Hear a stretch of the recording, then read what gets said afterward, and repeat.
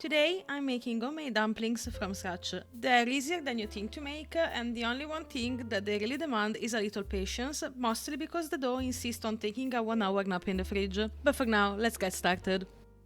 We're gonna start by making the dough. Add some water into the flour along with a pinch of salt and begin mixing everything together. But if it's your first time making the dough, I recommend adding only about half of the water at first and mix for a couple of minutes before adding the salt. Gradually add more water if the dough needs it. Depending on your flour, you may not use the full 150 ml. If you're kneading by hand, as I'm doing, expect a little workout because it's gonna take about 10 minutes. Keep going until you have a smooth, elastic dough ball.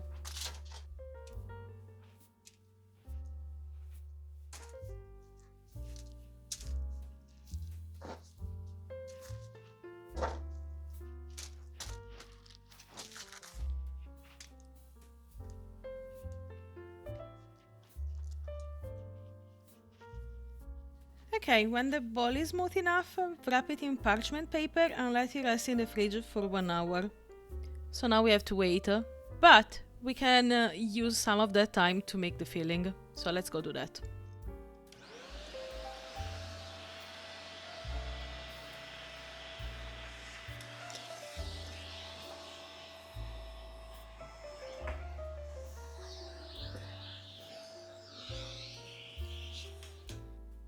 For the filling, of course, wash your vegetables before using them and pat them dry.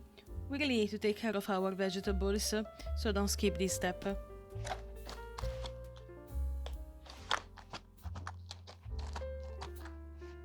When everything is dry and nice, add the cabbage and carrots to a food processor and pulse.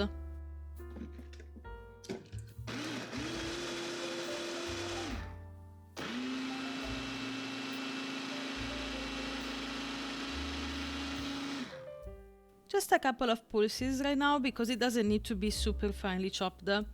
We can now add the ground beef and season it with salt, black pepper, a spoon of soy sauce, and then blend everything together until it's evenly mixed.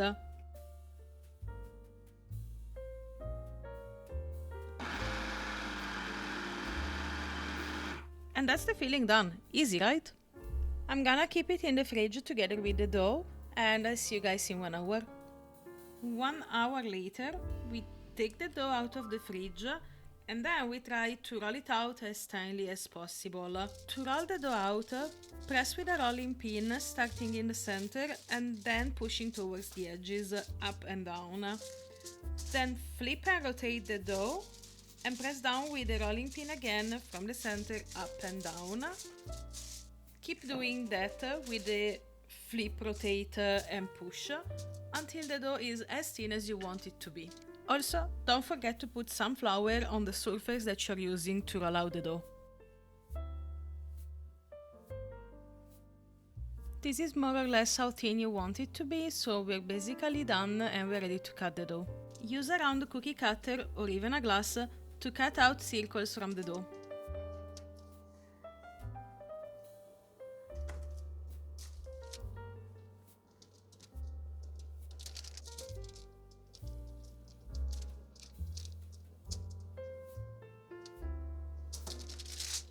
Alright, you will probably have some leftover dough. What you can do is to knead the leftover again and let it rest at least 30 minutes covered, either with a towel or with some parchment paper, but it needs to be covered. And then you can use it to make more dumplings. To fill the dumplings, I really recommend a ravioli press or a dumpling press because it makes it so much easier. If you don't have it, you can just press down with your fingers. It will look a bit more ugly, but the taste will be the same. Grab one dough circle and put it on the dumpling press. Dip your finger in water and lightly wet half of the edge. This will help seal the dumplings. Then place a teaspoon of filling in the center of each dough circle. Fold the dough over the filling to form a half moon shape. Then press the edges down together, whether it's with the dumpling machine thingy that I'm using or with your hands.